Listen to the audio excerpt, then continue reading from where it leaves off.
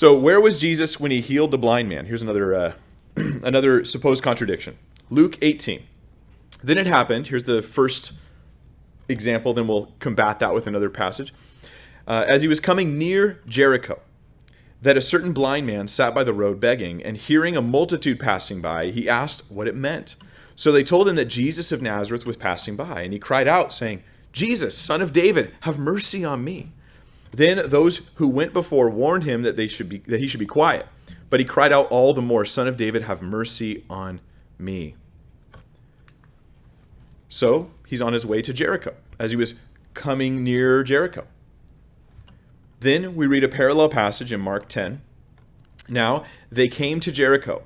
As he went out of Jericho with his disciples and a great multitude, blind Bartimaeus, the son of Timaeus, sat by the road begging. When he heard that it was Jesus of Nazareth, he began to cry out and say, Jesus, Son of David, have mercy on me.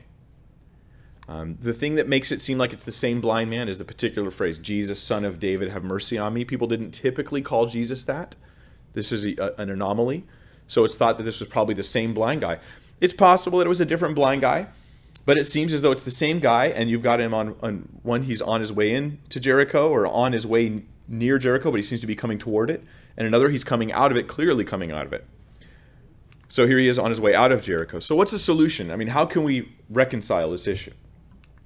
Well, a German archaeologist excavated around Jericho in the early 1800s, and he discovered that in Jesus' day, there was what was called the twin cities of Jericho. The twin cities of Jericho. The old Jericho had been destroyed, but it was still there, and there were still some people living there, but it had largely been destroyed. The other city was newly rebuilt by the Romans, and it was much nicer, and they're both called Jericho. So there were two Jerichos right next to each other, and Jesus was on his way out of one and into the other. That's what it seems to be.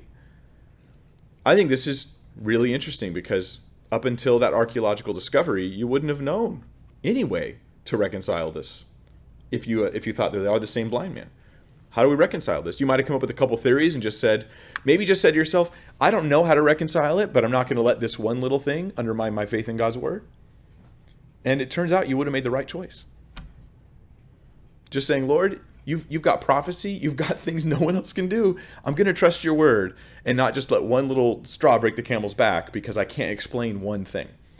Yet oftentimes the atheist is asking Christians to dismiss the entire Bible if there's one thing they can't explain. Well, there's one thing I can't explain about everything in life. It doesn't make it not true. So the critics have erred not knowing enough history in this case.